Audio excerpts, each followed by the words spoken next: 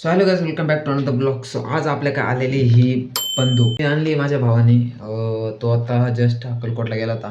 So इथे घरात लहान मुलासाठी बट म्हणलं चला आपण पण एकदा ट्राय करून बघू की कशी चालते वगैरे नाही. कारण मला तर नाही आठवत की आमच्या लहानपणी अशी बंदूक आम्ही घेतली असाल.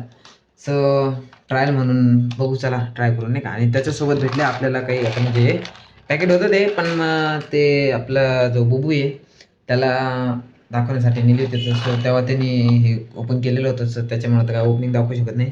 तर डायरेक्ट आता आपल्या त्याच्यासोबत जवळपास भेटले ह्या 3 गोळ्या. 1 2 3 4 5 6 7 8 9 10 11 12 13 आपल्याला भेटल्या 13 गोळ्या.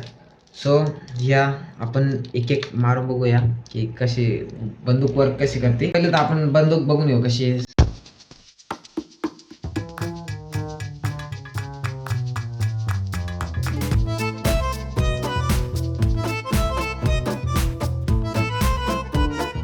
तर आता बघा इथं सेम बंदूक काही जास्त ॲडिशनल नाही त्याच्यात.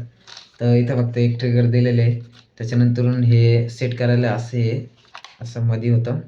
त्यानंतर इथं जो स्पेस आहे त्याच्यामध्ये आपल्याला हे किंवा जी ते गोळी होती ती टाकायची. सो पहिले हे टाकून घेऊ. ओके, हे बसलेले फिट आणि एक ट्रायल इथले तर मला ओके बसते दिसत ना स्पिनर ना. आता हेच पण ट्रायल करून पाहू. हे कंपल्सरी करण्याचे आपल्याला हे असं.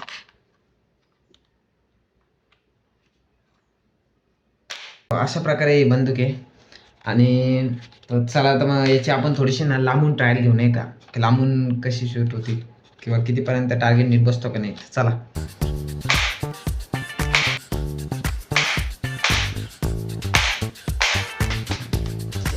7व्या गोळीवर डायरेक्ट नेम बसलाय आणि त्याच्यावर बसलोच नव्हता. आता आपण आहे ना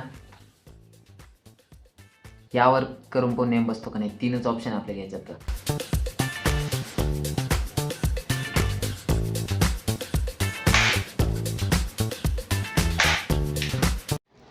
सो गाईज अशा प्रकारे ही बंदूक हे तुम्ही बघितली असेल, ती एकदम चालू नसते. आता इथं झालं आपलं रेग्युलर याच्यात. आता नेक्स्ट ब्लॉगमध्ये ना आपण थोडंसं म्हणजे बाहेर रस्त्यावर जे आहे ना त्याच्यात एक्सपेरिमेंट करू की किती लांबपर्यंत हिचं नेम लागू शकतो.